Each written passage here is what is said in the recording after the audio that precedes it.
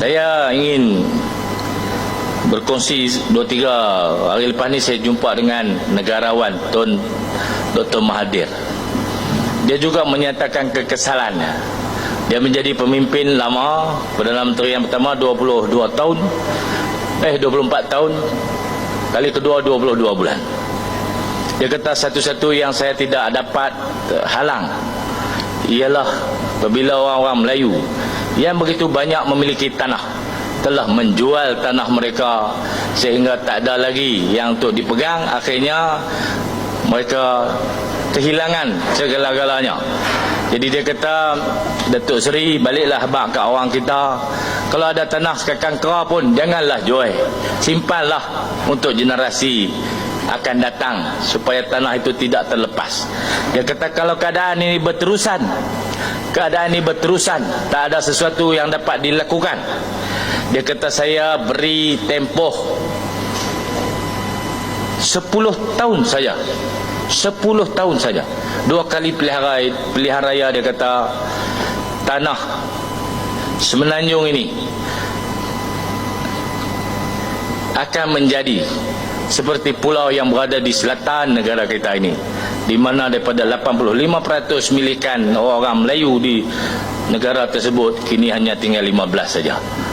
Jadi tuan-tuan, kita kena perhati sungguh-sungguh, azam sungguh-sungguh, tak usah jual lah sesak dari mana pun tanah ni, pegang bagi anak cucu kita. Jual kereta, jual van, jual mutu, tak apa, jangan jual tanah. Tuan-tuan, itulah pesanan dia kepada saya, dan saya pesankan kepada tuan-tuan, siapa yang dapat geran pada hari ini, jangan jual tanah. Jual benda lain tak apa, jual gelang tak apa, jual rantai tak apa, jual lah apa-apa, jangan jual tanah. Tuan-tuan sekalian, saya harap dengan pemberi milikkan tanah, keluarga yang mendapat geran tanah, jangan biar tanah jadi hutan belukar. Tolonglah tuan-tuan yang ada tanah bedang di Kedah ni, orang Melayu, orang yang terima pusaka daripada nenek moyang. Percuma saja kita dapat tanah tu. Jangan jual, simpan, usaha sendiri, cari bagi banyak, buat bagi banyak, bayar zakat, berkat hidup kita. Yang ambil jalan mudah, jadi Pak Yek, jadi baru orang, pinjam nama, dapat duit, tapi tanah sekampung hilang, habis. Bukan saya marah orang Pendang, orang Pak Lai tu. Tapi ada tuan-tuan, kejadian itu sedang berlaku di sini. Saya nak marah.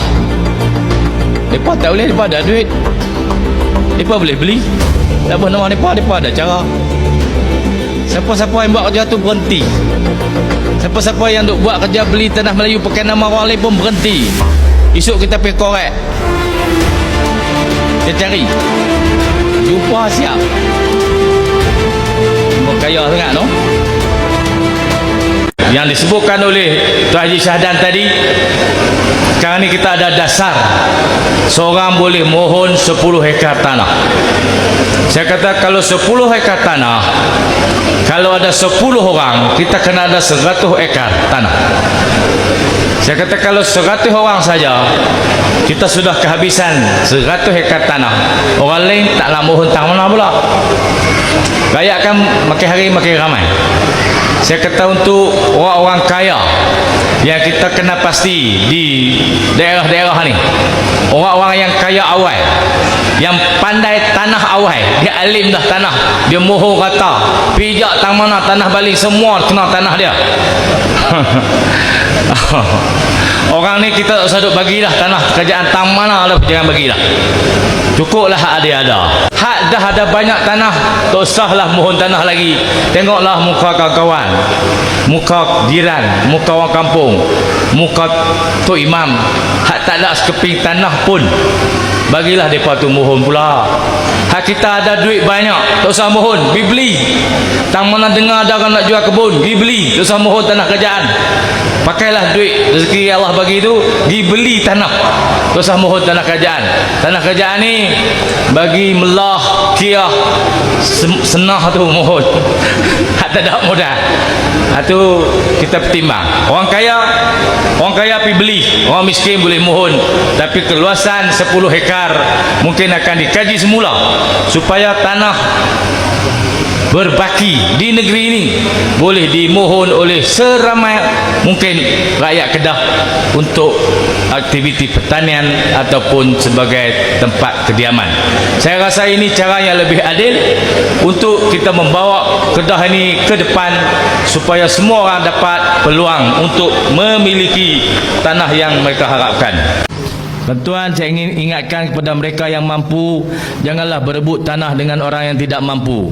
Sedikit yang saya sebutkan tadi, mungkin dia sudah ada puluhan geran dalam peti besi di rumah dia, dalam peti besi bini dia, tanah-tanah yang sudah ada jadi milik adik-beradik dia, jadi milik anak dia, berpuluh-puluh geran sudah dimiliki. Berhentilah meminta tanah kerajaan lagi. Oleh kerana kita ada kemampuan, ada kekayaan, pi belilah tanah mana ada orang nak jual. Jangan minta tanah kerajaan. Tanah kerajaan ni saya habaq kat Datuk Suhaimi, habaq kepada Datuk SUK, kita beri kepada orang miskin yang tak ada tanah lagi. Kepada orang yang sudah ada tanah, jangan pijak pejabat tanah mai mohon dah. Cukup setakat tu. Tolonglah tuan-tuan yang ada tanah bedang di Kedah ni. Percuma saja kita dapat tanah tu. Jangan jual. Beli dia bukan Melayu, tanah reserve Melayu, dijual kepada bukan Melayu tapi pakai nama Melayu. Kalau ini memang dah ikut undang-undang, tak boleh nak cakap apa lah. Pasal Melayu yang beli, dokumen rasminya Melayu lah. Tapi di belakangnya itu, janganlah jadi broker, jadi nomini kepada orang lain. Datuk Sanusi menyatakan jangan jual tanah kepada orang Islam. Tepat dengan fatwa. Baru-baru ni Datuk Sanusi Menteri Pusat Kedah telah pun menyerahkan geran tanah kepada orang Kedah, dan dia ambil peluang untuk menyampaikan supaya tanah itu jangan dijual kepada orang bukan Islam. Saya berpandangan bahawa betul ia bertepatan dengan syarak. Saya adalah bekas ahli jualan fatwa Negeri Sembilan. Sebab itu saya tahu tentang fatwa berkaitan dengan tidak boleh jual tanah ini kepada orang bukan Islam. Sebelum saya bercakap berkaitan dengan syarak ni, saya ingin membawa pandangan semua bahawasanya kita mengambil syarak sebagai satu pandangan dan pegangan, bukan untuk kita mempergunakan. Kalau kita mempergunakan syarak, hari ini kita pegangkan syarak, akan datang kita ambil hukum lain pula. Itu kita mempergunakan. Tapi macam mana keadaan sekalipun, kita pegang dengan hukum. Jadi hukum itulah menentukan cara kita berfikir dan cara kita bertindak.